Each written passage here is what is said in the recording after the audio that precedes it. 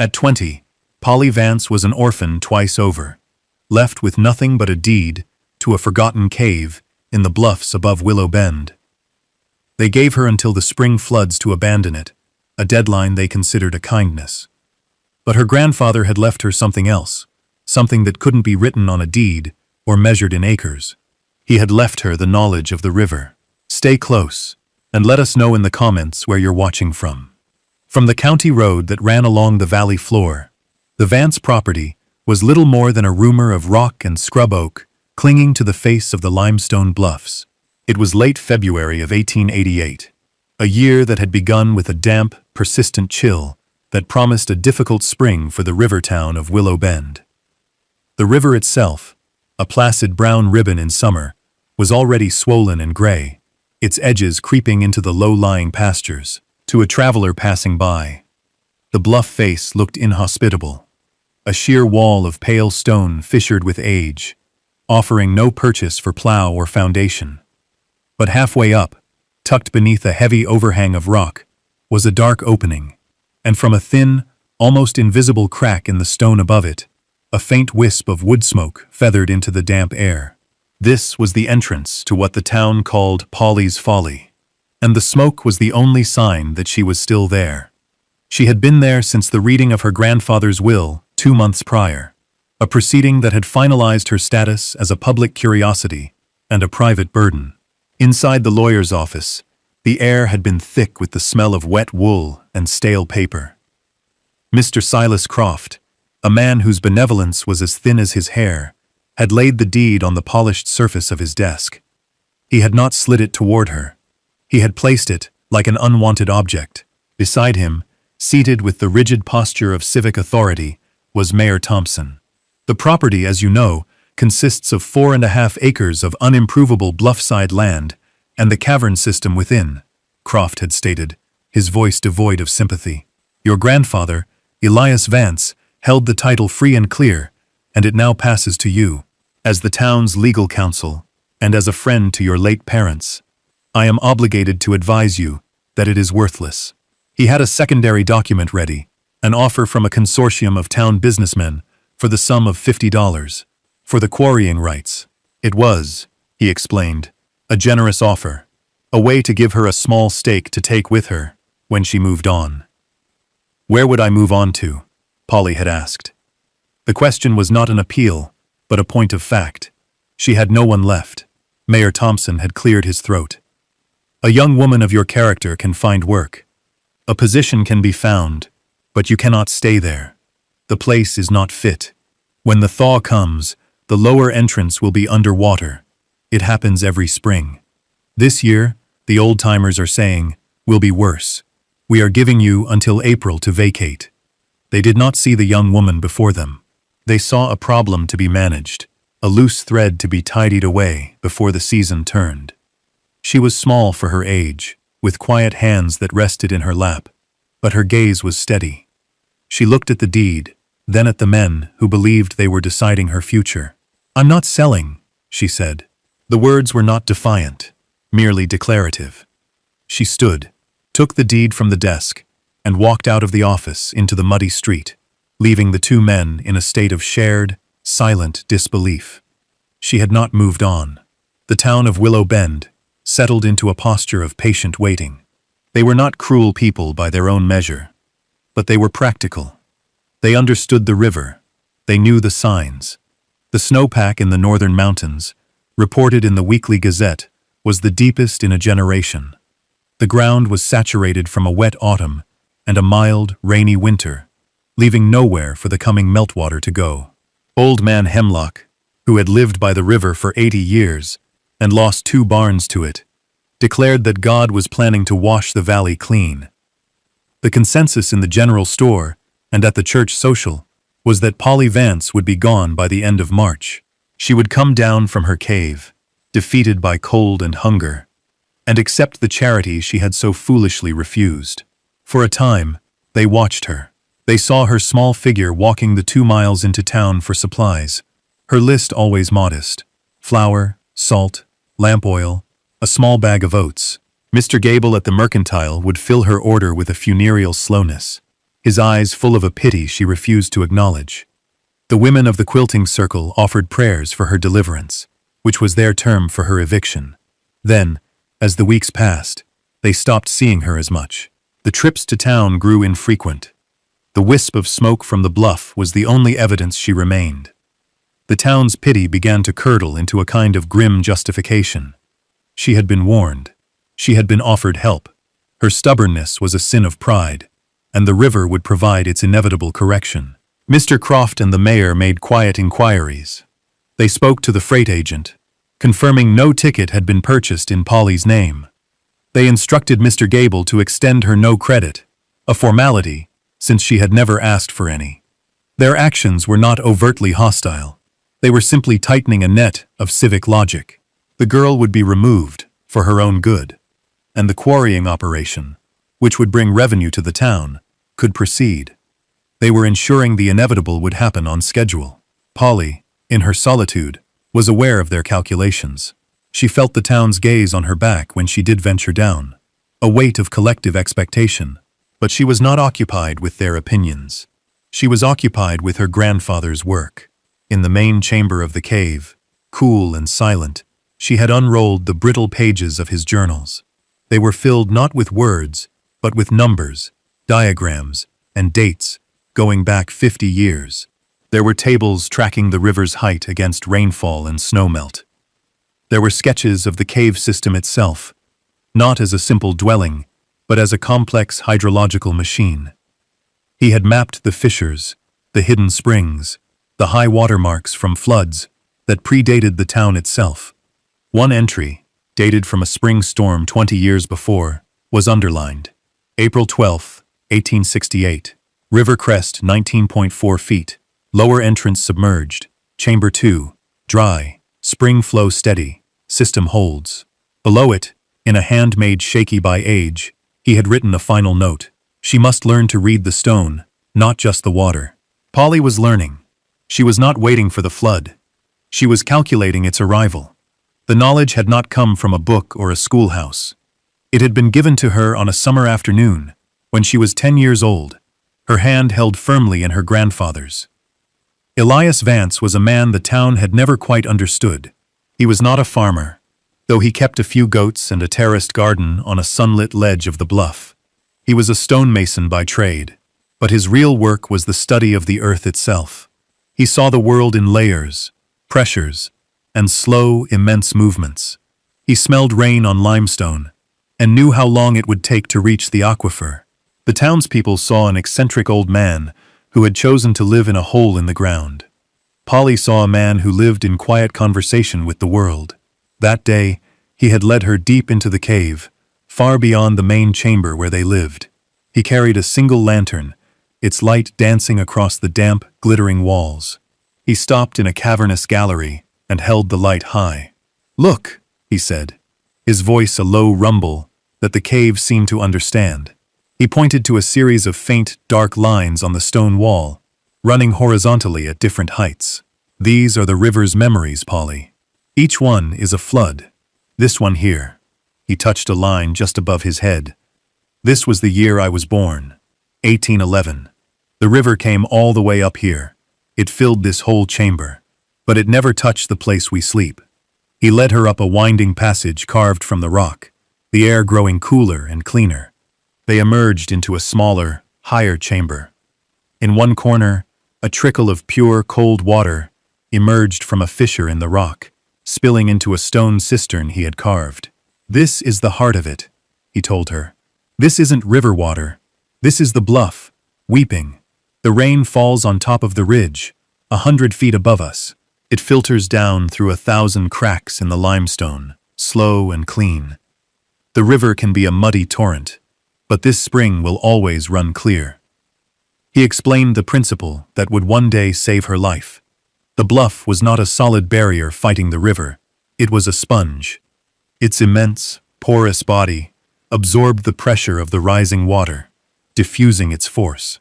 The lower caverns were designed to flood, to welcome the river in, and give its energy a place to go.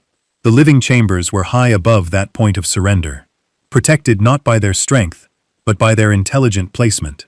He had not built a fortress against the water. He had built a partnership with it.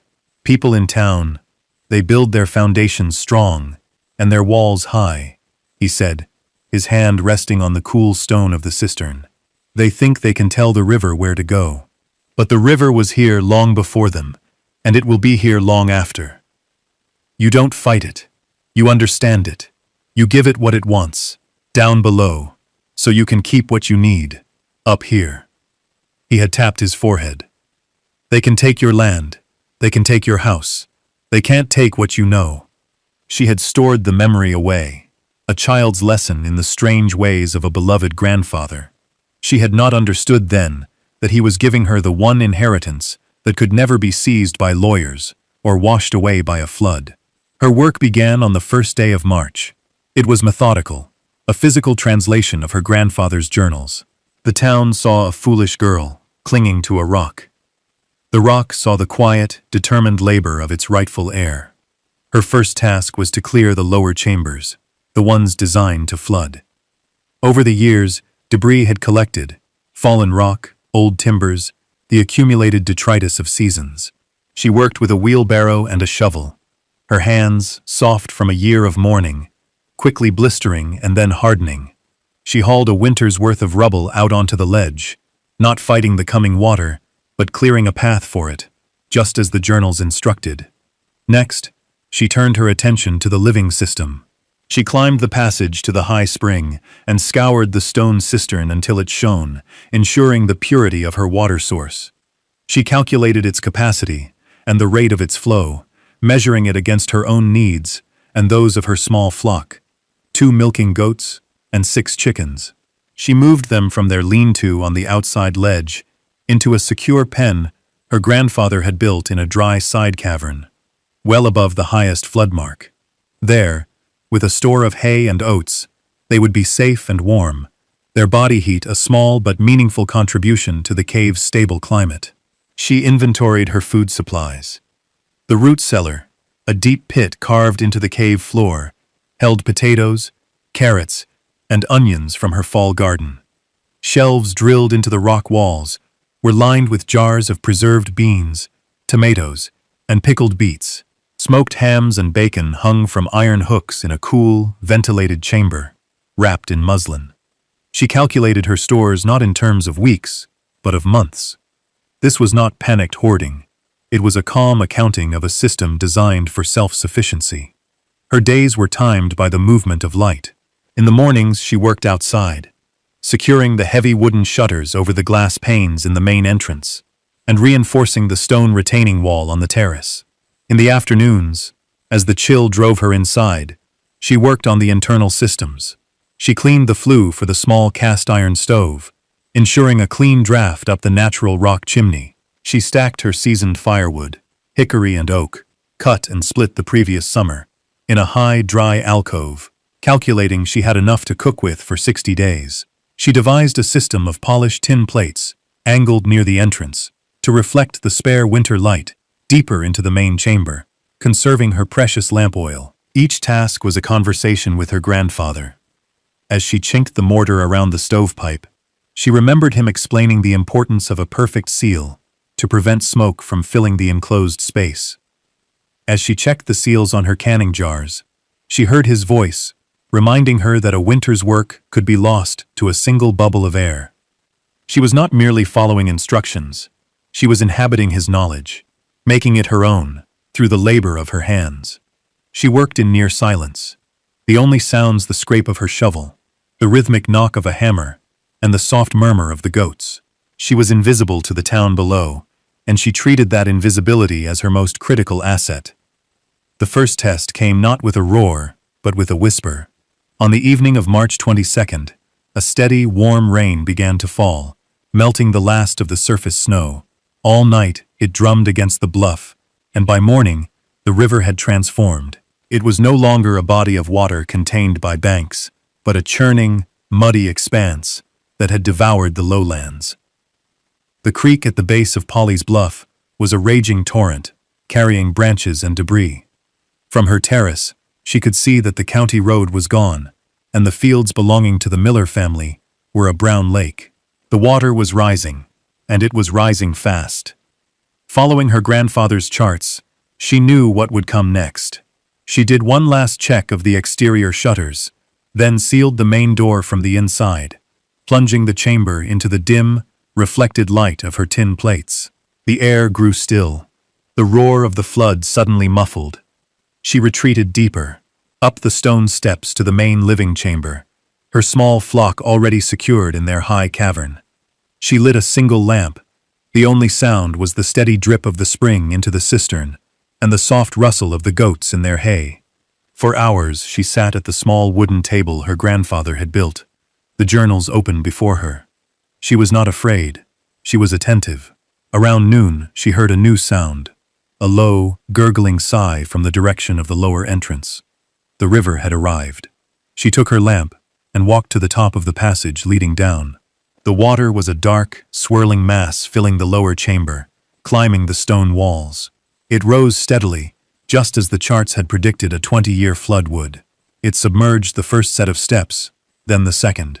It stopped precisely at the faint chiseled line her grandfather had marked with the date, 1868. Below that line, the cave had been surrendered to the flood. Above it, the floor was cool, dusty, and perfectly dry. She stood there for a long time, watching the line hold. The immense, chaotic power of the flood was just feet below her, but the system was working. The porous bluff was absorbing the pressure. The flooded lower chambers were acting as a relief valve. It was one thing to believe her grandfather's theories, to trust the ink on the page. It was another to stand in the quiet, dry heart of the storm and see that knowledge made real. Belief had become certainty. She went back to the main chamber, stoked the small fire in the stove, and put a kettle on to boil. She measured out her rations for the evening meal, her movements calm and deliberate. As she ate, she thought of her grandfather, imagining him sitting across the small table, his eyes twinkling, with a quiet, knowing satisfaction. She understood now what he had understood, that survival was not a matter of fighting the world, but of finding your proper place within it. The flood was not her enemy. It was simply a condition, and she was prepared to meet it. The world outside the cave had not forgotten her, but it misunderstood her completely. On the third day of the flood, with the water still rising, a boat appeared, rowed with difficulty against the current by Reverend Albright. In the stern sat his wife, her face a mask of worried piety. They were on a mission of rescue. They navigated the boat toward the base of the bluff, shouting Polly's name. There was, of course, no answer from the sealed lower entrance. Mrs. Albright pressed a handkerchief to her lips. "Oh, the poor child," she murmured. "We're too late." But the Reverend, scanning the bluff face, saw something impossible. A thin, clean line of smoke, rising from the rock face, a good 50 feet above the waterline. He pointed. "Look." They rowed closer and saw it. A secondary entrance, a sort of high balcony in the rock, from which a sturdy wooden ladder led down to a ledge just above the floodwaters. And on that balcony stood Polly Vance, watching them approach. She was not ragged or desperate. She wore a clean apron over her dress, and her hair was tied back neatly. The Albrights stared, speechless. Polly lowered a bucket on a rope. "If you've come to visit, you'll have to tie up down there," she said, her voice calm and clear over the sound of the water. "The front door is a bit wet." They secured the boat and climbed the ladder, their minds struggling to process the scene. They had expected a terrified girl in a damp, miserable hole. They found a dry, warm, well-lit home. The air smelled of wood smoke and baking bread.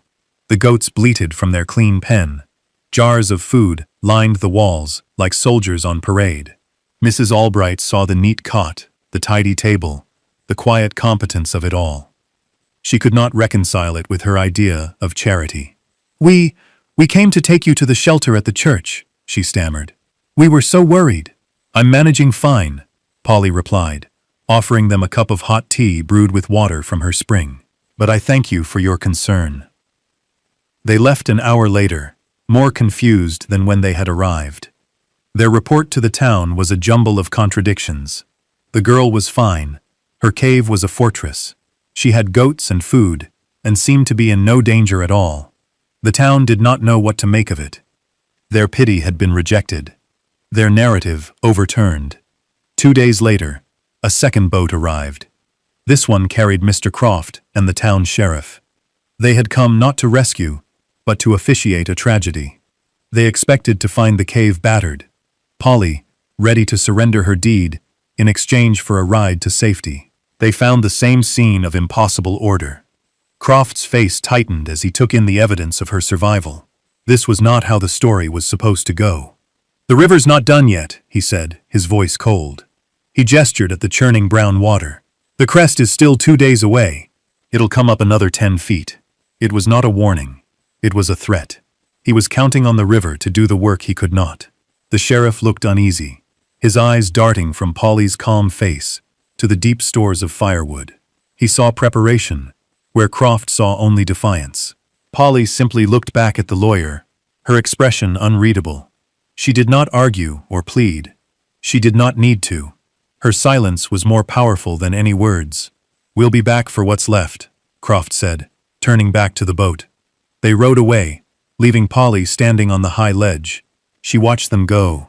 2 small figures in a boat, dwarfed by the immense power of the water they thought was on their side. She then turned, climbed back into her sanctuary, and checked the high water mark her grandfather had chiseled into the wall, the one labeled 1111. The river still had a long way to go before it could trouble her. The crest arrived on the night of March 28th, under a bruised sky and a relentless, driving rain. The 100-year flood, long a legend in Willow Bend, became a terrible reality. The river, which had already consumed the valley floor, swelled with a final, furious surge. In the town, chaos gave way to despair. Mr. Gable, the storekeeper, stood at the second-story window of his house and watched the entire front wall of his mercantile collapse into the current, taking his life's inventory with it. He had moved everything he could upstairs, but he had built on a foundation of misplaced faith in a 50-year floodline.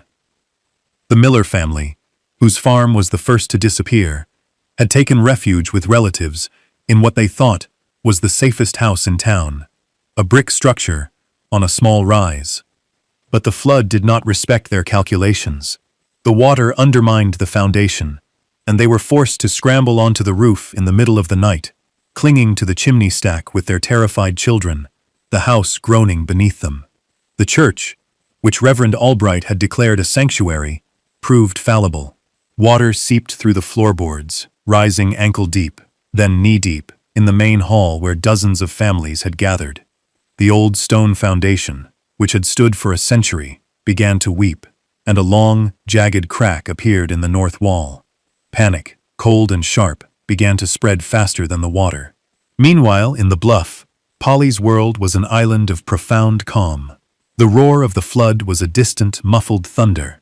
A bass note felt deep in the stone. She moved through her evening chores with practiced economy. She milked the goats, their warm bodies a comfort in the cool air. She measured out their feed and her own, marking the quantities in her grandfather's journal. She checked the water level. It had risen steadily, submerging the 1868 mark and creeping up the walls of the lower passage. It finally stopped, its highest point lapping at the chiseled line marked 1811. The system held. The pressure that was tearing the town apart was being patiently absorbed and diffused by the mass of the bluff. Her small stove radiated a steady warmth, the polished tin reflectors casting a gentle, wavering light across the chamber. She sat at her table, mending a tear in a sack of flour, the very picture of domestic peace in the heart of a natural disaster. The contrast was the entire argument. The town, with all its resources, its civic structures, and its confident predictions, was being broken. Its foundations were built on arrogance, on the belief that the river could be contained and predicted by ordinary measures. Polly, alone and dismissed, survived, not in spite of her isolation, but because of it. She had relied on a deeper knowledge, a wisdom that ceded power to the river in order to preserve life. She was not fighting the flood. She was anchored in a place that understood it. The first cry for help was faint, nearly lost in the storm's fury. Polly, checking the shutters at the high entrance, heard it again. A desperate shout from the water. Peering through the rain-swept darkness with her lantern, she saw them. A makeshift raft, little more than a section of a wooden roof, with several figures clinging to it.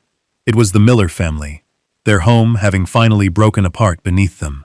The current was pushing them inexorably toward the bluffs. Their eldest boy, Tom, had seen the faint, steady glow of her lantern from the high opening. Polly acted without hesitation. She threw down a heavy rope, shouting instructions that were torn away by the wind, but understood through the clarity of her gestures. Tom Miller, his hands raw and bleeding, managed to snag the rope and secure it. Slowly, painstakingly, Polly and the half-drowned family managed to winch the raft against the rock face, and one by one, she helped them up the ladder to the safety of her ledge. They collapsed in the entrance of the cave, soaked, shivering, and in shock. Mrs. Miller was weeping, clutching her 2 young daughters. Polly led them into the warmth of the main chamber, wrapping them in dry blankets and giving them hot broth. But she did not treat them as helpless victims. As soon as they had recovered, she began to teach them. She showed a stunned Tom Miller the ventilation shafts, explaining how they drew fresh air from high on the bluff, preventing the cave from becoming stagnant and damp. She took Mrs. Miller to the spring, demonstrating how the cistern provided an endless supply of pure water, untouched by the contaminated flood below. "My grandfather didn't build a shelter," she explained, her voice steady and calm. "He built a system. It works with the river, not against it. Knowledge that saves only its holder," she knew, is knowledge poorly used. The Millers, who had pitied her, now looked at her with a dawning awe. Her sanctuary was not magic. It was the product of profound understanding. The next day, a larger boat appeared, navigated by Reverend Albright. He had seen the Millers' raft swept away and assumed the worst. But someone had spotted a light and signs of life on the bluff. The boat was dangerously overloaded with families from the failing church shelter. Polly guided them in, her cave becoming a crowded but orderly refugee camp. She organized the newcomers immediately. The men were tasked with reinforcing the entrance and rationing the firewood. The women were put in charge of preparing food and caring for the children. She was no longer just a survivor. She was the quiet, undisputed center of communal survival. She moved among them, answering questions, explaining the principles of her home. She was teaching them to see the world not as a force to be conquered, but as a system to be understood. The cave, once a symbol of her isolation, had become the ark for the entire community. The final boat arrived near dawn, on the 5th day. The flood had begun to recede from its peak, but the town remained a ruin. This boat was small, containing only 2 figures, rowing with exhausted, clumsy strokes. It was Mr. Croft and the sheriff. Their own homes, built on the highest ground in Willow Bend, had been compromised. The water had filled their cellars and risen through their first-floor parlors. They were cold, hungry, and their authority had been washed away, along with their possessions. They had nowhere else to go. They looked up at the high ledge and saw Polly watching them. All the families she had sheltered, the Millers, the Albrights, a dozen others, stood silently behind her. Croft's face, usually set in lines of smug certainty, was slack with defeat. He did not call out. He simply waited. A man who had lost his standing in the world, now petitioning the very person he had sought to dispossess. Polly looked down at him, her expression unchanging. She saw not the man who had threatened her, but simply 2 people in need. She nodded once, a small, economical gesture, and pointed toward the ladder. Tom Miller, without being asked, lowered the rope to help them secure their boat. Mr. Croft and the sheriff climbed onto the ledge, dripping and humbled. They entered the warm, crowded cave, the scent of wood smoke and humanity, a stark contrast to the cold, wet destruction outside. Polly handed each of them a tin cup of stew and a piece of bread, the same ration everyone else received. She did not speak to them. She did not offer words of forgiveness or accusation. The verdict was in the act itself, the impartial application of care, the equality of treatment in the face of shared disaster. Her competence was the only judgment required. Croft took the cup, his hand trembling slightly. He could not meet her eyes. He sat on a dry patch of stone floor, among the very people whose lives were a testament to the foolishness of his own certitude. When the waters finally recede, and the survivors of Willow Bend began to assess the ruin of their town, the story was told. It was told by Mrs. Miller, who described the genius of the spring-fed cistern. It was told by Reverend Albright, who spoke from his pulpit of the wisdom of humility before the power of nature, using Polly's cave as his text. It was told by Tom Miller, who explained the engineering principles to the county officials who came to survey the damage. The narrative of Polly's folly was erased, replaced by the legend of the Vance Sanctuary. Mr. Croft, in the presence of the county registrar, quietly withdrew his $50 offer for the land. The town council, in a public meeting, voted unanimously to name the rebuilt road leading to the Bluffs Vance Way. Polly's ownership of the land, once a precarious legal fact, was now carved into the bedrock of the community's memory, secured not by a deed, but by the sworn testimony of those she had saved. Polly Vance lived in the cave for the rest of her life. She never saw the need for a house of wood and nails when she had a home of solid stone, one that breathed with the seasons and kept its own counsel. The years passed. The flood of '88 became the measure against which all other events were judged. Polly, in her quiet way, became the town's anchor, a source of living wisdom. She improved her grandfather's systems, adding a small water wheel to the outflow of the high spring, its patient turning, powering a butter churn and a grinding stone. She never married, declining several respectable offers with a gentle firmness. Her life was already full. She had her work, her small flock, and the deep, abiding peace of the Bluffs. The knowledge her grandfather had given her, she gave freely to anyone who asked. Young farmers came to learn from her about drainage and soil retention. Builders, like Tom Miller, who became one of the most respected in the county, consulted her on foundations and the reading of the land. She taught them to look for the river's memories, in the lines on the rocks and the bend of the trees. The knowledge, she always said, did not belong to her. It belonged to the place. In the summer of 1902, a journalist from a St. Louis newspaper, writing a retrospective on the Great Flood, came to Willow Bend and was directed to the woman in the cave. He found her sitting on her terrace, shelling peas into a large wooden bowl, her hair now streaked with gray. She answered his questions with plain, factual statements, giving credit for everything to her grandfather. The journalist wrote a sensational piece about the cave witch of Willow Bend, but the town, protective of its quiet oracle, mostly ignored it. Mr. Croft lived out his days in a smaller house, his civic importance greatly diminished. He and Polly would sometimes pass on the street in town, and he would nod, his eyes always looking at the ground. Mrs. Albright became Polly's closest companion, and they spent many long afternoons together, in the cool, peaceful silence of the main chamber, their knitting needles clicking in a comfortable rhythm. On a mild spring morning in 1943, Polly Vance died in her sleep. She was 75 years old. Tom Miller's grandson, now a young man himself, found her when she failed to appear for their weekly chess game. She lay on her cot, a faint, peaceful smile on her face, as if in the middle of a pleasant dream. Perhaps she was dreaming of a summer afternoon, a girl's hand held in her grandfather's, learning the language of the stone. Decades later, long after Willow Bend had built a proper levee, and the memory of the Great Flood had faded into folklore, a geology student from the State University was exploring the Bluffs. He stumbled upon the cave entrance, almost hidden by overgrown ivy. He ventured inside, his flashlight beam cutting through the darkness. The place was empty, but not abandoned. It was waiting. The stone cistern was full to the brim, with clear, cold water. The flue for the stove was clear of debris. The polished tin reflectors, though tarnished, were still angled toward the light. On the wall of the lower passage, the chiseled lines remained, a silent, permanent record of the river's power and the wisdom that had met it. The system was still functional. It was still ready.